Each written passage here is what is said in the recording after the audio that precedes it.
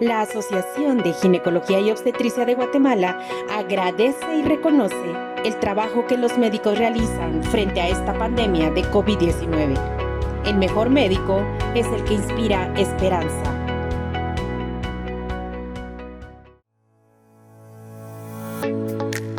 Asociación de Ginecología y Obstetricia de Guatemala te da la bienvenida a este post educativo Motivo de Consulta. Contaremos con la presencia de ginecólogos y subespecialistas miembros de AGOG para dar respuesta de una forma clara, rápida y sencilla a uno de los principales motivos de consulta de nuestra mujer guatemalteca. Hola, soy el doctor Luis Pedro Rosal. Soy médico graduado de la Universidad de San Carlos de Guatemala. Tengo especialidad en ginecología y obstetricia. Soy miembro activo de la Asociación de Ginecología de Guatemala. También tengo una maestría en infertilidad y reproducción humana y soy miembro activo de la Junta Directiva de la Asociación de Fertilidad de Guatemala. Este día vamos a hablar del tema de aborto recurrente. ¿Cómo se define el aborto recurrente? La definición de aborto recurrente ha cambiado a través del tiempo. Antiguamente nosotros hablábamos de que la definición exacta era aquellas parejas que tienen 3 pérdidas consecutivas de gestación en el primer trimestre. Sin embargo, ha cambiado. En el año 2013, la Asociación Americana de Medicina Reproductiva cambia esta definición, analizando de que la posibilidad de pérdidas después de 2, volver a tener una tercera es casi similar en el porcentaje que las que tienen 3. Y ellos enfatizan incluso que es muy importante considerar que aquellas pacientes con problemas de fertilidad o aquellas pacientes con edad avanzada no deberíamos de estar esperando esas 3 pérdidas consecutivas, sino que basta con que sean 2 de ellas. Por otro lado, también se ha definido que no necesariamente tienen que ser 3 pérdidas consecutivas, puesto que en la definición actual incluso pueden haber gestaciones con recién nacidos vivos completamente normales, ya sea al inicio o intercalado entre estas pérdidas, pero que ya es importante poder hacer un análisis de la valoración del por qué estas pacientes pueden tener una pérdida gestacional. Si nosotros hablamos de una pérdida nada más como pérdida única, la vamos a definir como aquellas pérdidas que se dan hasta las 20 semanas de embarazo, siempre y cuando en ese momento el recién nacido o el feto en sí no supere 500 gramos de peso. Sin embargo, se ha considerado que ya puede ser viable un bebé a partir de las 22 semanas de gestación, por lo cual en otros procesos podríamos definir el aborto hasta esas 22 semanas. ¿Cuáles son las causas del aborto recurrente? Cuando nosotros consideramos el por qué una pareja está teniendo pérdidas, esto es vital en el orden en el que debemos de ir analizando. Dentro de todo lo que nosotros tenemos, después de muchos estudios aleatorizados, muchos estudios de cortes y controles, lo que realmente se ha ido definiendo es de que hay 2 causas básicas que las vamos a considerar como causas demostradas de aborto recurrente, y estas son condiciones con relación a la genética, ya sea en cuanto a padres o a esta gestación en específico, principalmente cromosomopatías, y lo otro es el síndrome antifosfolípido. Nosotros también podemos definir como causas que son muy probables, pero no están demostradas. Entre ellas vamos a hablar principalmente de las alteraciones a nivel del útero.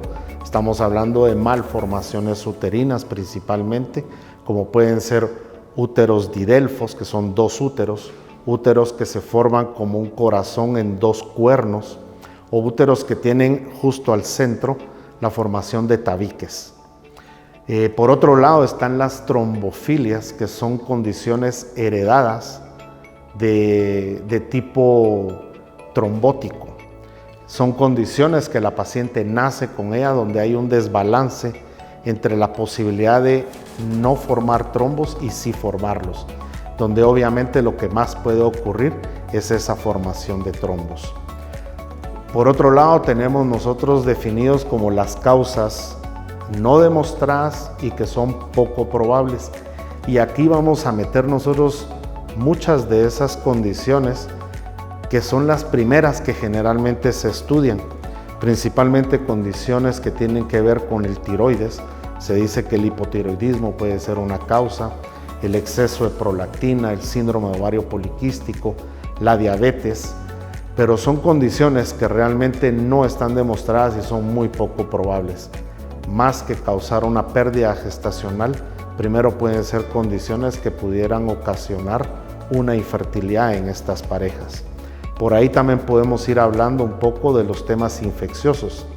Se ha hablado, por ejemplo, del famoso TORCH, que es el toxoplasma, el citomegalovirus, la rubiola, el herpes, y no son realmente las causas principales, aunque se les ha dado enfáticamente una evaluación principal en estas pacientes, cuando no debería de ir por ahí.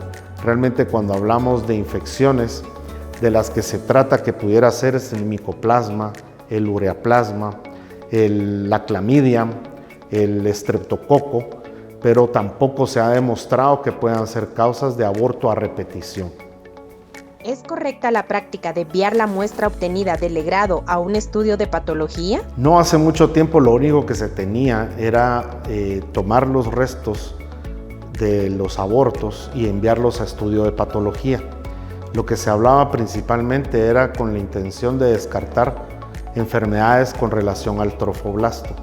Y esto pues son el inicio de enfermedades potencialmente malignas.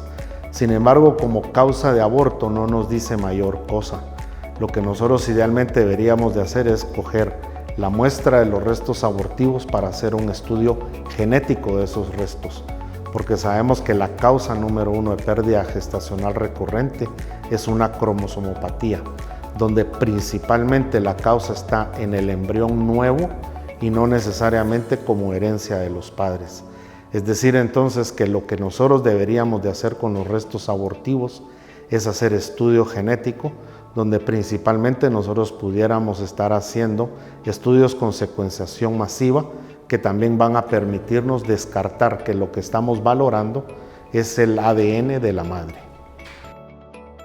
¿Cómo debe hacerse la evaluación en estos casos?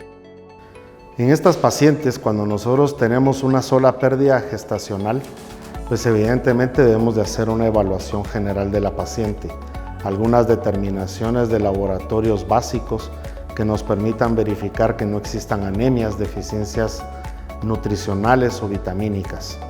Debemos de hacer principalmente la consejería para una siguiente gestación, sabiendo que la siguiente gestación debe ser evaluada desde el inicio del embarazo. Cuando ya tenemos la definición de aborto recurrente, es decir, 3 pérdidas consecutivas o al menos 2 de ellas en pacientes que ya tienen infertilidad o pacientes que tienen edad avanzada, nosotros debemos de investigar 4 cosas básicas. Lo primero es los cromosomas de los padres. Esto es un estudio de cariotipo donde podemos ver los 23 pares de cromosomas y los cromosomas sexuales tanto en el padre como en la madre. Si esta pareja volviera a tener un embarazo y ese embarazo volviera a perderse, no debemos dejar de hacer el estudio genético de los restos abortivos, como lo explicábamos anteriormente. Y otras cosas que debemos de investigar en estas parejas son, por un lado, el síndrome antifosfolípido, por otro lado, los problemas de trombofilias, es decir, procesos en los cuales las pacientes tienen riesgos de formar trombos de manera heredada, puesto que el síndrome antifosfolípido es más que todo adquirido, de tipo inmunológico, y por otro lado una evaluación, ya sea con ultrasonido o según la evaluación que hagamos del ultrasonido, considerar la histeroscopía para descartar las malformaciones uterinas. ¿Es correcto el uso de antibióticos en pacientes con amenaza de aborto?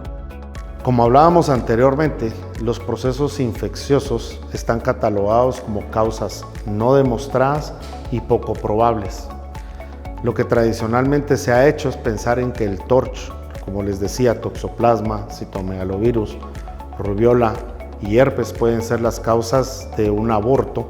Esto es cierto como un aborto único, pero no como una causa de aborto recurrente. Estas son enfermedades víricas que en principio tampoco necesitan tratamiento de antibiótico. El ureaplasma, el micoplasma, la clamidia o los procesos de bacteriosis vaginal como el estreptococo son condiciones que deben de valorarse directamente más hacia el final del embarazo, principalmente en el tamizaje que se debería de hacer previo al parto, y no son en realidad causas demostradas de abortos. Ahora, cuando nosotros hablamos de una amenaza de aborto, tradicionalmente siempre se nos hacía ver la posibilidad de una infección urinaria. Hoy en día sabemos que esto es muy poco probable que pueda ocurrir. Tendría que ser una infección tan seria que pudiera provocarnos posiblemente una sepsis generalizada o una pielonefritis que pudiera llegar a ocasionar una pérdida. Sí sería correcto el estudio de un cultivo de orina antes de considerar el uso de antibiótico en estas pacientes. ¿Cuál es el pronóstico en estos casos y cuál es el tratamiento adecuado? Felizmente, nosotros sabemos de que no todos los casos van a lograr tenerse un diagnóstico certero. Se puede pensar que más del 50% de las pacientes con aborto recurrente podríamos quedarnos sin entender el por qué la tuvieron la pérdida. El pronóstico, gracias a Dios, es muy bueno. Felizmente podemos decirlo de esta manera, debido a que incluso solo con consejería y evaluaciones tempranas del embarazo siguiente, se considera que casi el 70% de las pacientes pudiera tener un desarrollo normal en la gestación posterior.